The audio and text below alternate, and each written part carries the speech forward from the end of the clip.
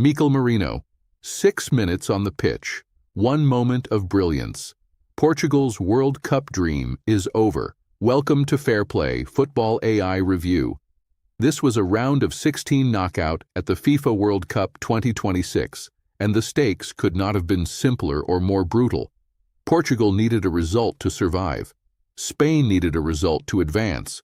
There was no second chance, no tomorrow, no mathematical safety net, just 90 minutes, and then someone goes home. Portugal arrived in Dallas carrying genuine belief. They had topped their group with 5 points from 3 games, finishing above Croatia and Colombia with an unbeaten record. Roberto Martinez had built a side that conceded just once in the group stage, but they had never quite convinced, relying on late goals and fortunate moments. Spain, meanwhile, had cruised through their own group with 4 consecutive victories, and the kind of momentum that makes a team dangerous at every phase. Martinez set Portugal up in a 4-2-3-1, and the intent was clear from the personnel selection. João Neves and Vitinha formed the double pivot, providing cover and recycling possession. Bruno Fernandes sat just behind Cristiano Ronaldo in the number 10 role. Wingers Pedro Neto and João Felix were tasked with stretching Spain's defensive line and creating the width to expose their fullbacks. This was a structure built to contain and counter. Spain mirrored that shape exactly, also lining up in a 4-2-3-1 under Luis de la Fuente. Rodri and Pedri anchored the midfield, a combination of defensive authority and technical excellence. Lamine Yamal and Alex Baena provided the wide threat, with Dani Olmo operating behind Mikel Oyarzabal as the lone striker. This was Spain playing with the confidence of European champions, setting up to dominate and suffocate. The tactical battle between these two identical formations came down to midfield control and the width of the attacking midfielders. Rodri's ability to set the tempo from deep was the fundamental difference in shape.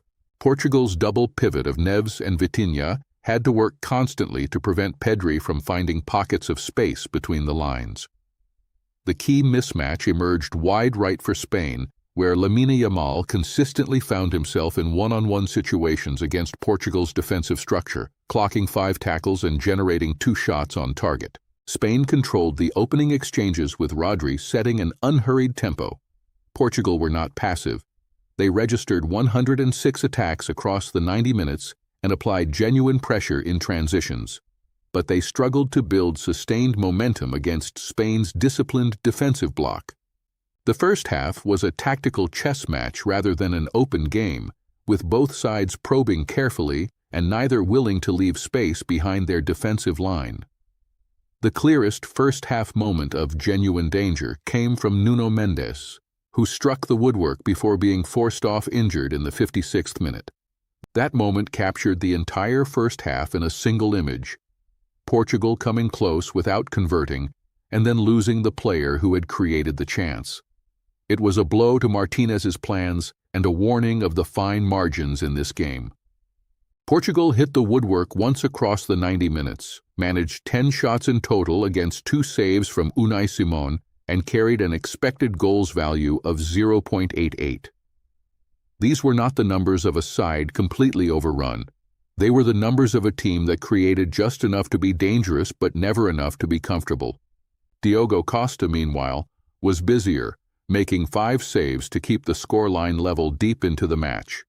At halftime, the game was goalless and utterly undecided.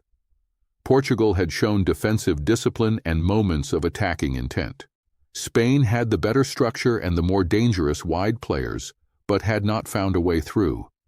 The feeling was that one moment of individual quality or one lapse in concentration would settle this match, and whoever provided it would progress. Spain came out for the second half with greater intensity along the wide areas. Alex Baena, who had been lively in the first half, continued to threaten with 3 shots and 2 on target before his substitution. Lamine Yamal remained Spain's most persistent threat, demanding constant attention from Portugal's fullbacks and contributing 5 fouls drawn, a signal of how much defensive focus he attracted.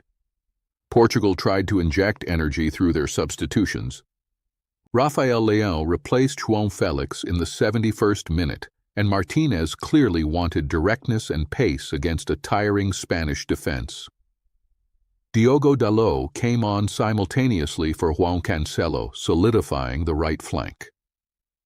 The double change gave Portugal a different shape and tempo, but the final product in the attacking third remained elusive.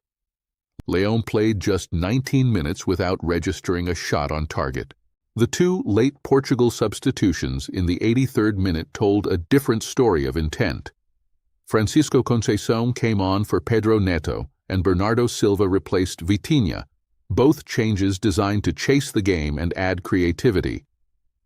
Bernardo Silva, within minutes of arriving, was booked for a foul on Merino in the 89th minute, a yellow card that underlined the desperation and urgency with which Portugal were pressing. He got one shot off, but could not change the outcome. Luis de la Fuente's substitutions were the decisive tactical intervention of this match. Ferran Torres entered in the 75th minute for Alex Baena, and Mikel Merino replaced Dani Olmo just 5 minutes from time in the 85th minute. The chess move worked to perfection. Torres combined with Merino in the first minute of stoppage time, slipping a quick ball inside the box after a free kick was taken rapidly. Portugal's defensive line lost track of Merino, who had been on the pitch barely 6 minutes.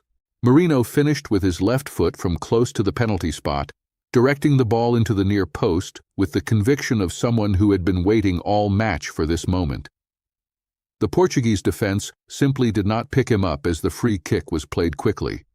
For a side renowned for its defensive organization, the lapse was devastating in its timing. 90 minutes of discipline undone in a single second of lost concentration at 90+1.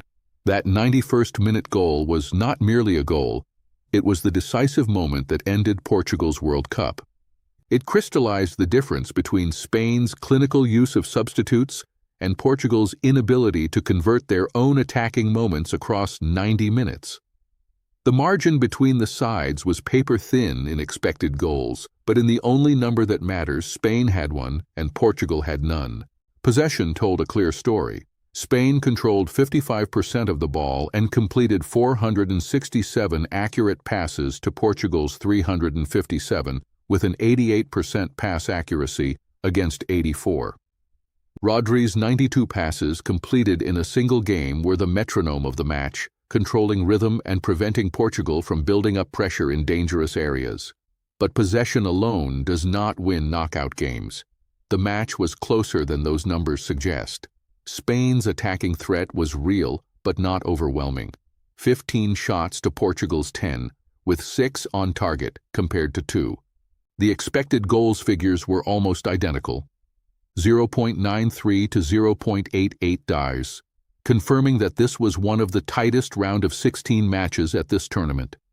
Spain created the volume, but Portugal's Diogo Costa kept the score level until the very end with 5 crucial saves, making him arguably the most important player in red and green across the 90 minutes. Defensively, Portugal were disciplined and well-organized for the majority of this match. 14 tackles and 3 shots blocked told the story of a team that worked hard to prevent Spain from generating clear-cut chances. But the Achilles heel was transition. When the free kick was played quickly in stoppage time, the defensive structure was not in place. Renato Veiga, booked in stoppage time for a foul, could not prevent the breakdown that cost the match. The standout performer in a Portugal shirt was Diogo Costa. His 5 saves were the reason this match went to stoppage time rather than ending comfortably for Spain. He was composed under pressure, commanding in his area, and made at least 2 saves that preserved Portugal's hopes deep into the second half. For a tournament where he had been reliable throughout, this was his finest hour, even in defeat. For Spain, the individual performance of the match came from Lamine Yamal. The 18-year-old was relentless on the right flank. 3 shots, 2 on target, 5 tackles made, 5 fouls drawn, and a constant presence that Portugal could never fully extinguish. He did not score, but his impact on how Spain attacked and how Portugal were forced to defend was fundamental throughout the 90 minutes. The player who struggled most was João Felix. He managed 0 shots and 0 passes into dangerous areas across his 71 minutes, contributing 2 fouls and 2 tackles, but almost nothing in a creative sense. Playing in the number 10 half space, He was expected to link midfield to Ronaldo, but he was bypassed too often and struggled to influence the match's tempo. His substitution in the 71st minute felt overdue. Tactically, Roberto Martinez got many things right. The defensive structure, the double pivot, the use of Neves as a ball winner. But his attacking substitutions lacked the punch needed to unlock Spain at the critical moment. De La Fuente, in contrast, made 4 substitutions in the final quarter, and 3 of them, Torres, Merino, and Fabian Ruiz, immediately sharpened Spain's attacking options. Bringing on Merino with just 5 minutes remaining and winning the match with him is as good as a manager's in-game decision gets. Head-to-head, this result confirms a long-standing pattern. In their 3 World Cup meetings, Spain have now won twice and drawn once. The 2010 quarter-final win, the group stage draw in Russia in 2018, and now this, a relentless Iberian rivalry in which Spain consistently hold the psychological edge when the tournament pressure peaks. Portugal have never beaten Spain at a World Cup, and that record now extends into a new era. Portugal's recent form entering this match read win-win draw-draw loss across their last 5, with the 5-0 victory over Uzbekistan and the 2-1 comeback against Croatia giving them genuine confidence. But their draw with the Democratic Republic of Congo in the group stage revealed vulnerability against sides that pressed them high and disrupted their build-up. Against Spain's more sophisticated press, those vulnerabilities proved too costly. Spain arrived on the back of 4 wins in 5 games, with their only blemish a draw against Cape Verde. The 3-0 victory over Austria and the 1-0 away win in Uruguay showed a team capable of winning ugly and winning with style. Their tournament form was the strongest in the competition for a team at this stage, and they came to Dallas as the justified favorites. Portugal are eliminated. Their World Cup 2026 ends here in Dallas, and with it almost certainly ends the international story of Cristiano Ronaldo at a major tournament at the very highest level. 3 shots, 2 on target, 0 goals, the defining numbers of a night that refused to give him his farewell moment. Spain march on to the quarterfinals where they face Belgium on the 10th of July. Belgium will be a serious test. They have the midfield quality to challenge Rodri and Pedri and the forward line capable of punishing defensive lapses. But Spain have shown in this tournament that they can manage games, control territory, and create decisive moments from the bench. De La Fuente has the squad depth and the tactical flexibility to go very deep into this tournament. This was a match defined not by brilliance but by fine margins. 2 teams of almost identical quality, separated by a single moment of concentration lost and 1 substitute who seized his moment without hesitation. The story of this game is Mikel Merino. 6 minutes, 1 touch, 1 finish, 1 nation eliminated. That is the World Cup at its most ruthless and its most brilliant. Spain are through. Portugal are home. And on FairPlay, we will be back for the quarter-final as Spain face Belgium in what promises to be another evening of high stakes and higher drama at the 2026 World Cup. Do not miss it. That's the FairPlay verdict on this one. If you want more analysis like this, follow us. Find us on YouTube, Instagram, and TikTok at FairPlay AI, and follow Anthony personally on X at Anthony Fairplay. See you next match.